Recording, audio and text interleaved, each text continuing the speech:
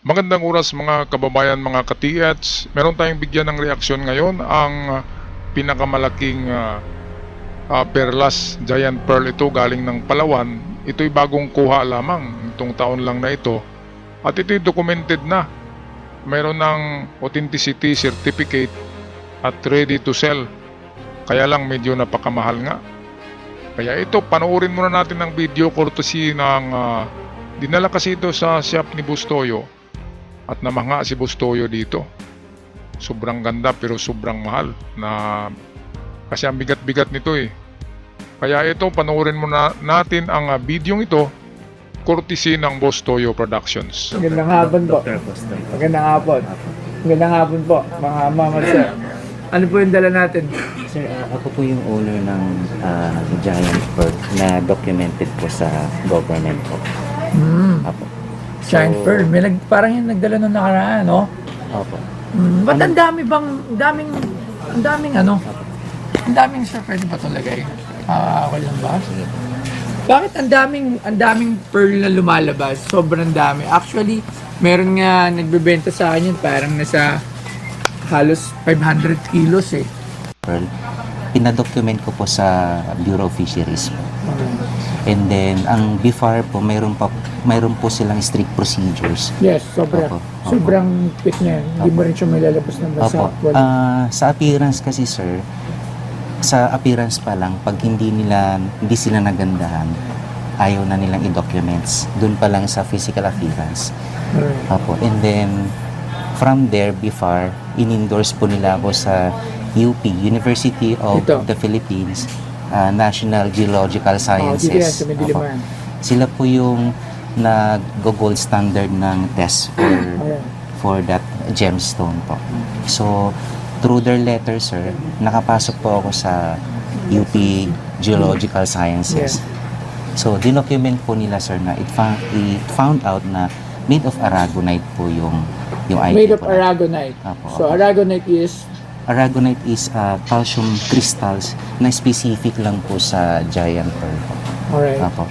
And then po, sir, ang sabi sa akin ng BIFAR, si Ma'am Daisy Ladra, tsaka yung gemologist, nung sinertify na po nila yung certificate na sa akin po, alamin natin yung radiocarbon age ng pearl mo. Radiocarbon age. So, what does it mean? Ito po. Yung radiocarbon age, sir, yun yung edad po ng pearl. Alright. Opo. Meron po silang trusted na gumagawa lang po nun. So, ilabas ka na po. Sige. Okay po. So, si sir, ba't yung tinawag na doc? Anak nyo? Ay, mga doctor po. Doktor ng Ano po? general internal. Internist po ako, sir. Internist. Apo, Alright. apo. Mga internal medicine. Internal medicine po ako, sir. Opo. Tapos po, sir, Dito ka based sa Pinas. dito ako sa base of government po ako, sir. Government. Government based po ako. Sige, tingnan natin yan. Ano po yung mga po?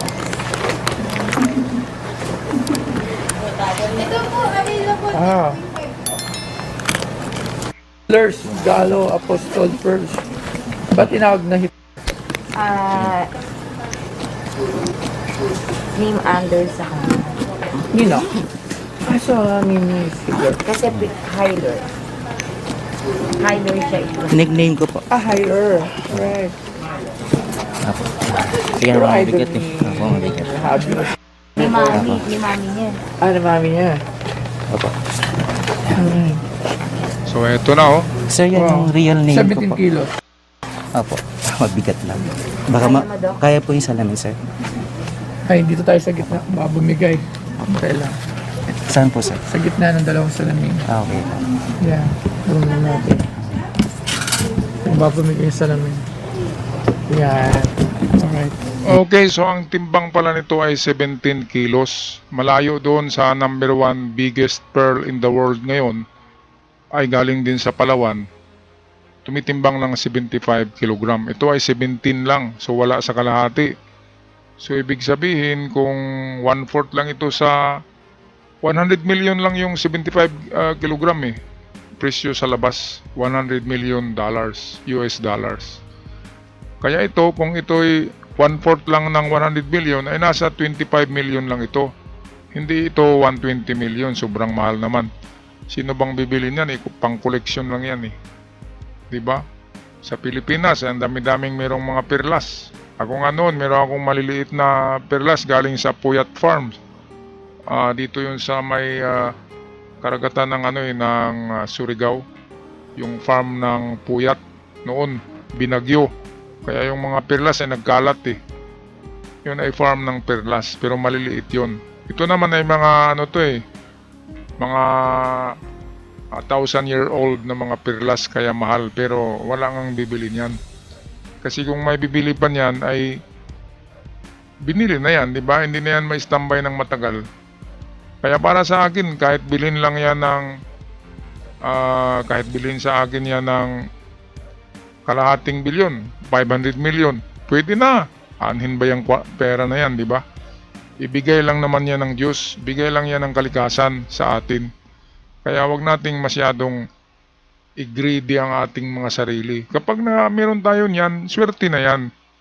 Pero wag masyadong greedy. Ibenta natin para naman yung bibili ay magkapera din.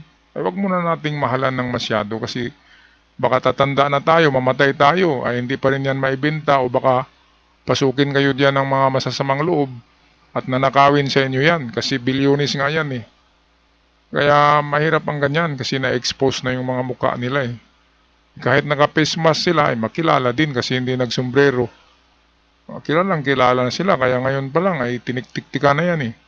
Natiktika na yan sila ngayon na meron pala silang tinatagong kayamanan. Lalo na sinabi nila na 5 billion eh. 5 billion pesos ang worth niyan. Alright, balik tayo sa video courtesy ng Boss Toyo Productions. Ito. Kaya,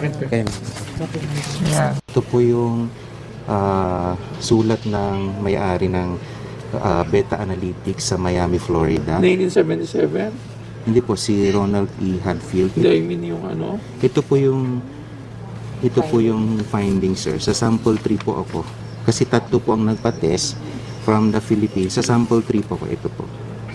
So, 3,730 years of age po. Ang katumbas po sa before Christ po, calendar years po is 1818 to 1607 BC. Yan po ang edad. Panahon pa ni Moses po. So wala pa, before Christ pa. Opo, before So kasi ngayon, 2023 lang tayo. Eh yan, 3,000, ito, sir, ano ba? ang age niya ito po. 1607. Calendar years before Grabe Christ naman po. itong kayamanan mo naman pala na to. Opo, sir, ano po Pwede yun? ba itong hawakan? Sige po, sir, napakaganda po. Kaya dinocument ng before po. Grabe, no? Opo. Actually, hindi nadalang pearl dito. Hindi siya ganyan eh. Tingin lang. Oo. Pero grabe ang bigat. Sir, ako lang po yung documented na giant. Dalawa lang kami, sabi ng before. Kasi medyo pricey ang pagka-document. Opo. Bigat gagi. Yes po. Oh. Bali, ito, sir. Ito, sir. Para siya, Parang sir? ngipin talaga, no? Opo, sir.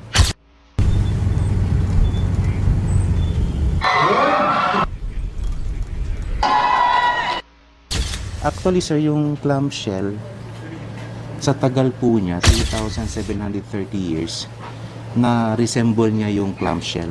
Di ba bilog muna yan, sir, na lumalaki? Pag napupuno siya, Napupuno, nakokorte. na-resemble niya yung clamshell, sir. Na-absorb niya yung itsura ng Opo. pinaka-cover niya. Opo, sir, kasi minention din sa documentation na may ano po niya, kinover niya yung yung shell po niya. Yun po yung documentation. Grabe. Opo. Nag-ano to, di ba, Dok? Pag inilawan.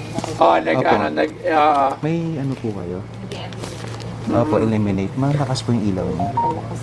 Sa pagpatay yung ilaw, dapat pinapatay yung ilaw. Ang bigat, grabe, parang weights. Opo, Ayan. sir. Opo. Hindi, mukha naman talaga siya. Opo, Hintay sir. lang. So, ang ganda Yes, sir. Kaya mo naman yung binibenta. Alam ko, mahal yan. Opo, sir. Ano ba? Pero magkano yung price niyan? Alam ko, sobrang magkano yan. Ano sabi sa inyo? Sir, pag very rare kasi yung giant pearl, mahirap hanapin. Tapos mahirap din hanapin yung ganong katandang age at ganitong kagandang pearl. So, bigyan mo lang kayo ng idea, sir. Sa Palawan, sir, na hindi documented, dinocument nila as 130 po, no? Na hindi documented, sir. 130 million. Opo, US dollar po sir. Dinisplay po nila sa Palawan. Ina-praise po nila yung value. Kasi parang ano po sir, Nasa attraction, tourist Oo, attraction. tourist Opo. attraction. Tapos yung isang Filipino-Canadian Si sir, Reyes. si Abraham Reyes. Pakita mo kayo, sir. Opo, ito po sir. Grabe mga presyon. Hindi, actually, Opo. may nagsabi na nga rin sa akin ng mga ganun. Meron na rin nagdala dito. Okay, so yun nga, parang ginawa na lang na display yung nasa Palawan eh. Nasa museum na lang kasi walang kayang bumili. Kasi sobra namang mahal ang pagbenta nila. $130 million. Yung number 1 nga ngayon na world record na pinakamalaking perlas sa buong sanlibutan ay 100 million lang eh. Pero ang timbang ay napakabigat, 75 kilogram. Kaya dapat mamulat naman ang mga mata nitong may hawak nito. Tatanda kayo niyan, baka mamatay na kayo, hindi pa yan mabenta. Kasi sobrang mahal. Tingnan nyo naman yung mga totoong presyo talaga ng mga nasa Guinness Book of World Records na mga perlas. Kasi yung appraisal lang yan eh. Ang totoong value niyan ay mas mababa pa dahil hindi yan ginto. Hindi yan sellable na katulad ng ginto. Ang ginto kahit gaano mang kalaki yan, 1 tonelada ay bibilhin talaga yan. Dahil demand ang ginto. Dahil ang ginto nga, yun ang ating backup ng ating salapi. Ng bawat bansa, ginto yung backup. Hindi perlas. Kaya ang perlas, hindi yan gaanong kamahalan. Sa totoo lang yan. Kung ikumpara natin yan sa precious metal, ay hindi naman yan metal. Yan ay gawa lang ng kalikasan, di ba? Nagkaroon lang yan ng value dahil sa mga appraiser na taga-ibang bansa. Pero kung tayo ang mag-appraise niyan, ay mura lang yan. Di ba mga kababayan?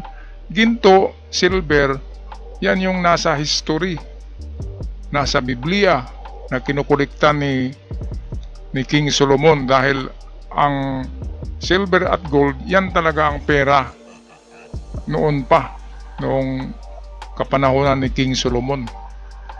Okay, so patuloy tayo sa ating video. Alamin natin kung magkano ang benta nitong may-ari nito. Sa 20 million pesos, hindi ko yan bibilin. Kasi, hindi para bumili ako ng ganun isang bagay, para ilagay sa shop ko. Diba? So, ang bibili lang talaga nito is talagang mga... Baka matulungan mo kami sir. Oh, yun nga. Katulad nga ng mga boss ko na talagang mga bumibili ng mga... Oo, yan. Pero magkano yung ganito? Sir, ang ano ko po, Para may idea sila alam. Kasi, Apo, para may idea sila sir. Sir, baka pwede nating i-offer ng $120. $1 million. Apo. 120 million US dollars. So, billion din. Billion din po sir. Ayan, so $120 million. Tapos na tayo. Mga katiyats, mga kababayan. I-convert nyo nga. Sa estimate ko, nasa 5 billion yan eh. Ang 120 million US dollars. Kaya ito, punta na tayo ngayon sa sinasabi ko na 75 kilogram biggest at holder ng record na pinakamalaking perlas ngayon sa sanlibutan. Galing din to sa Palawan. So ito ang video.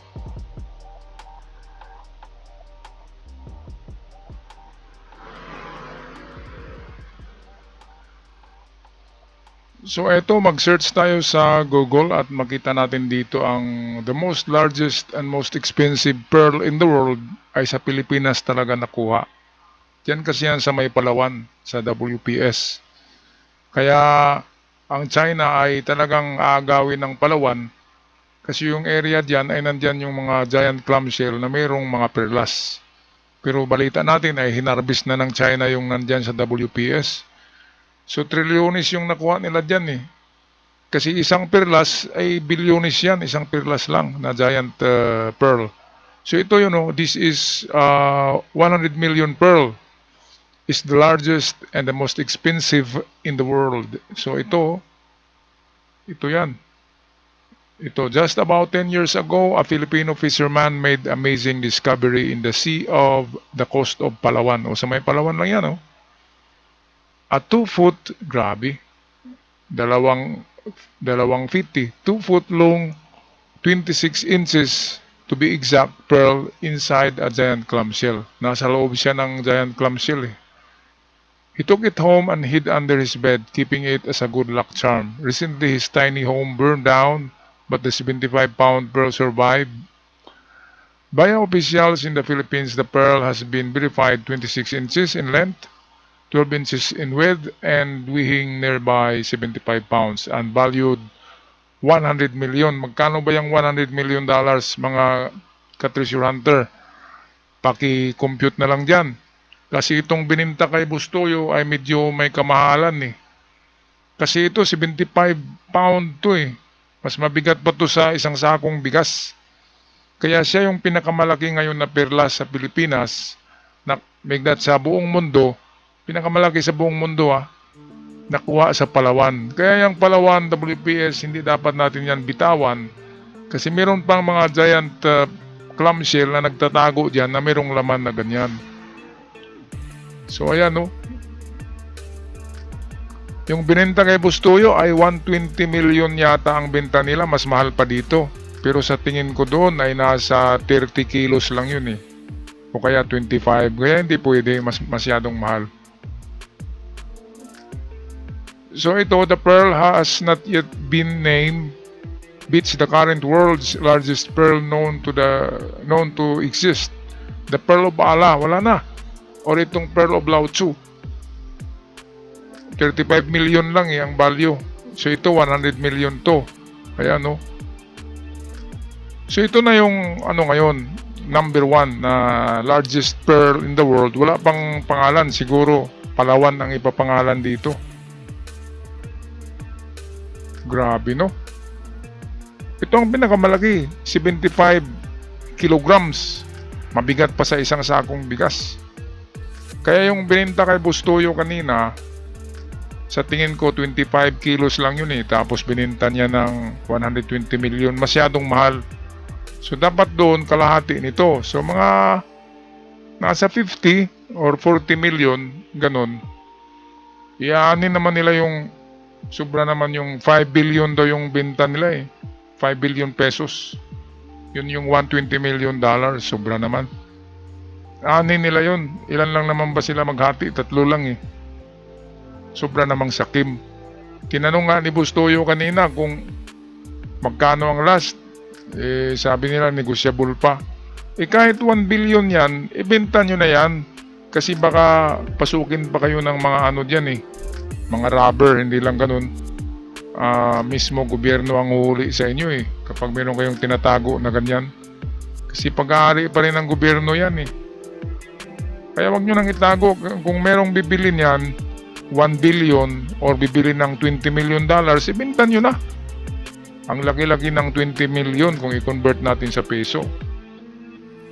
At sigurado ako kalahati lang yun ng size nitong the biggest pearl na 75 pounds. Value at 100 million. Okay, so ano ang masasabi niyo mga kababayan? Sino kayang bibili sa Pilipinas nung bininta ng magkakapatid?